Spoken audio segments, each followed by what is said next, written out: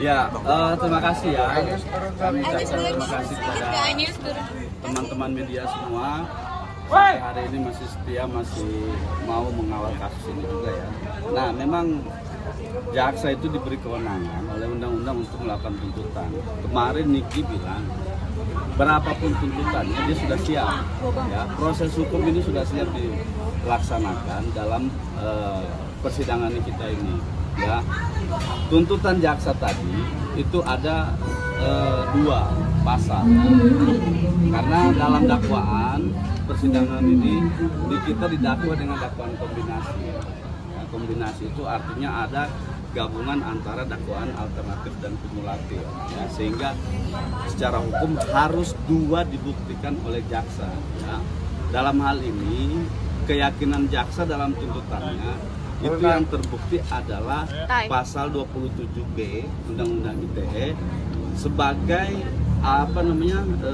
predikat crime dari Undang-Undang TPPU itu. Nah, jaksa berkesimpulan akibat dari perbuatannya Nikita ya dalam konteks ini, maka itu melanggar 27B dan Undang-Undang TPPU. Nah, tapi yang menarik ya, ini ya, menarik tadi di dalam tuntutan jaksa itu alat ancamannya dirubah ya. Teman-teman media mungkin lihat, jaksa berkali-kali mengatakan bahwa alat ancaman yang dipakai Nikita untuk membuka rahasia itu adalah terkait dengan bukti pembelian produk glowing booster cell yang kata jaksa itu disamarkan. Dengan bukti itu kemudian dipakai untuk mengancam Reza Gladys. Nah, berarti jaksa sendiri tidak konsisten dengan dakwaannya. Di awal dia sebutkan bahwa ancaman itu karena mau membuka produknya yang bermasalah, menjelek-jelekan. Sekarang dirubah sama jaksa dalam tuntutannya, alat mengancam di dalam Undang-Undang ITE yang disebutkan jaksa tadi itu adalah karena ada pembelian produk glowing booster itu yang disamarkan tanggal pembeliannya. Nah, ini menarik. Nah, sekarang pertanyaan seriusnya, apa yang menjadi rahasia di dalam bukti pembelian itu? Kalau itu misalnya tidak disamarkan, ya logikanya begitu ya. Kalau itu tidak disamarkan, maka apa rahasia yang akan terbongkar dari pembelian itu? Bukti pembelian. Nah, di situ sebenarnya tidak memenuhi ancaman yang dimaksud. Nikita dianggap ya. Jadi gini, kalau Undang-Undang ITE itu deliknya itu adalah mengancam membuka rahasia atau mengancam ancaman pencemaran atau membuka rahasia. Ya. Sekarang kita pakai logika jaksa. Jaksa bilang dalam tuntutannya alat ancaman itu adalah suatu bukti pembelian. Oke? Pertanyaan seriusnya, kalau itu dibilang sebagai alat mengancam, maka pengancaman pencemarannya di mana? Ya. Itu kan ada jelas kita buktikan di persidangan juga. Kami membuktikan di persidangan pembelian itu disampaikan langsung oleh saksi Yosi. Yosi waktu itu yang bertemu sama Nikita di Sambal Setan Kemang. Saksi Yosi ini juga kemudian menyampaikan kepada Nikita, Kak Niki, saya ada barangnya, bukti pembeliannya ada. Lah, terus apanya yang disamarkan katanya disamarkan bukti pembelian ini. Nah, itu yang terpenting ya. Sekarang soal alat pengancaman dalam Undang-Undang ITE. Kemarin dibilang katanya karena dia mempunyai rahasia, mempunyai produk ini, kemudian dengan itu menjelek-jelekan dan sebagainya, itu dikatakan sebagai ancaman. Itu di awal persidangan dakwaan itu. Nah, ternyata di endingnya jaksa merubah alat ancaman itu bukan lagi menjelek-jelekan produk. Nah, itu ya. Nah, yang kedua soal TPPU. Karena ini ada 2 pasal. Ya, tadi yang saya bilang karena dakwaannya kombinasi, jadi harus ada 2 pasal. Pasal 3 Undang-Undang TPPU ya, itu berkaitan dengan kita sering bahas di persidangan ini terkait dengan bagaimana caranya Nikita itu melakukan menyamarkan atau menyembunyikan asal-usul harta ini. Itu di dalam delik pasal 3 Undang-Undang TPPU ya. Oke lah, kami sebenarnya tidak apapun yang disampaikan oleh jaksa di dalam sebuah tuntutannya itu hak dia juga kan sebagai penuntut umum yang diberikan kewenangan oleh undang-undang.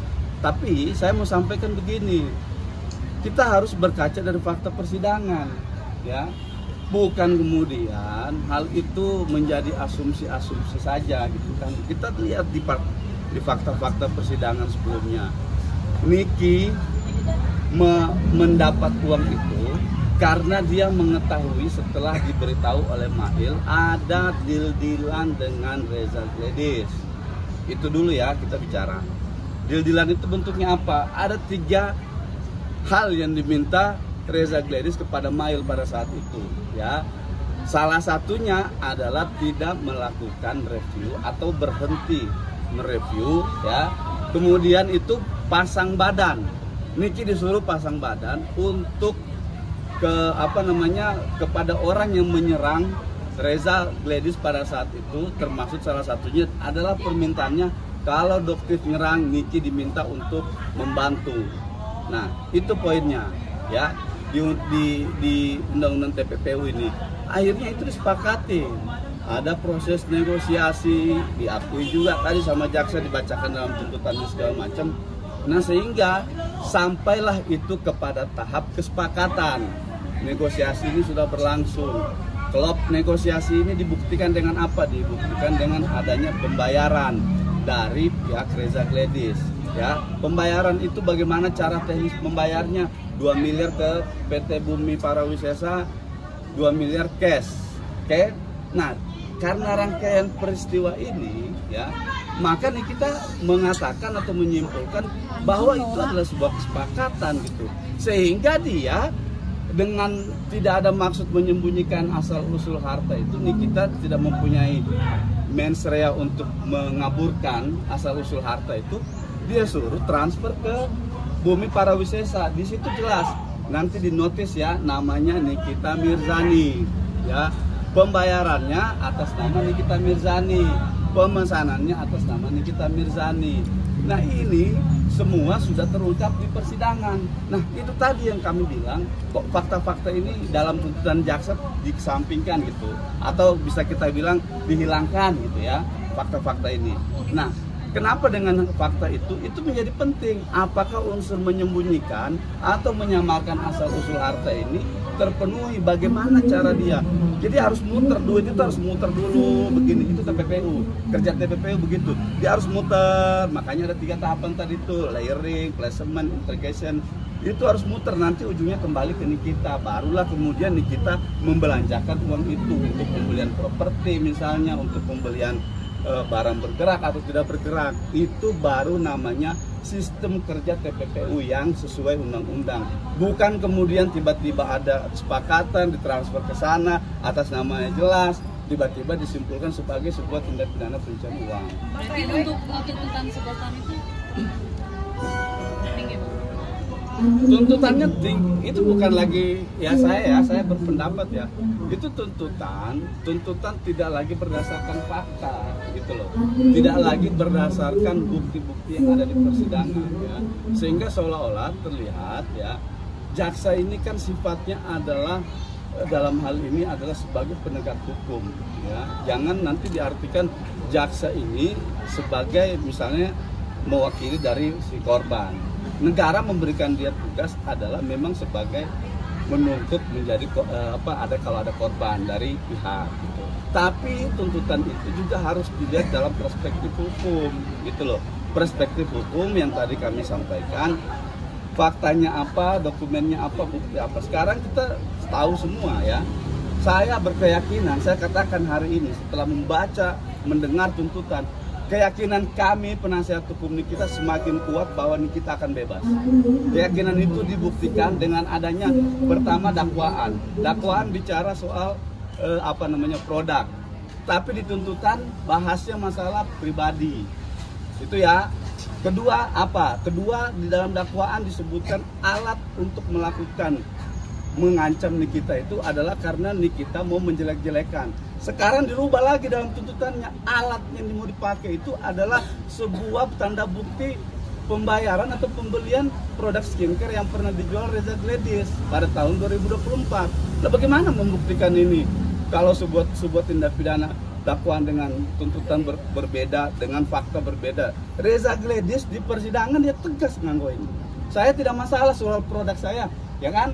Saya masalah karena saya dibilang adalah begeng, abu-abu dan lain sebagainya. Begitu ya teman-teman media semua ingat pada waktu itu. Lah sekarang kalau itu dibalik lagi diputar ke soal produk, ini bagaimana mempertanggungjawabkan pengakuannya Reza? Reza berarti ngasih keterangan palsu dong di pengadilan. Kan begitu logikanya. Dia sendiri yang ngomong, nggak ada begitu pun dengan saksi dia lain. Nah sekarang kita mau ke soal pembuktian. Buktinya apa? Ya buktinya soal produk. Tapi si Rezanya mengakui bukan masalah produk.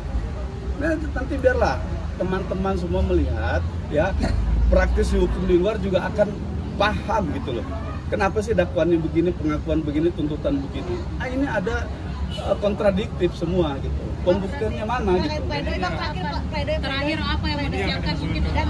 Banyak, kita siapkan pledoi semua. Kita mau memberikan edukasi dalam pledoi itu dari semua sisi, dari bagaimana cara menyusun dakwaan, bagaimana dakwaannya itu cacat, kemudian bagaimana soal buktinya itu tidak sinkron dengan dakwaan, soal dengan saksi juga. Nah itu akan kami uraikan semua nanti dalam pledoi, termasuk unsur-unsur yang berkenaan dengan tuntutan jaksa tadi. Tadi juga sempat disinggung tentang bahwa kita tidak baik untuk di persidangan, maksud untuk etika dia di persidangan juga itu dipertimbangkan. Nah itu hal-hal subjektif versi jaksa lah ya. Jaksa punya hak subjektivitas, ya terserah lah kalau dia menganggap bahwa selama ini kita tidak sopan dan lain sebagainya. Saya pikir jaksa terlalu baper juga ya kalau sampai hal-hal yang ini kita ada, dan namanya juga kan media, public figure, ya kan. Nah sebenarnya kalau yang begitu jangan juga berlebihan ditanggapin gitu. Cukup fokus kepada permasalahan hukumnya saja. Hukumnya apa, perbuatannya apa, buktinya apa, silakan Anda sajikan. Begitupun kami. Kan kami tidak pernah itu mereka meledek sambil ketawa nyengir. Kami tidak pernah bilang bahwa itu adalah perbuatan tidak baik, tidak sopan. Karena apa? Karena itu disampaikan di persidangan. Hakim tidak pernah menegur. Kita begitu tidak pernah ditegur hakim. Begitupun dengan pihak sebelah, mereka begitu tidak pernah ditegur. Artinya apa? Artinya itu adalah proses hukum yang sah, yang tidak dilarang. Gitu.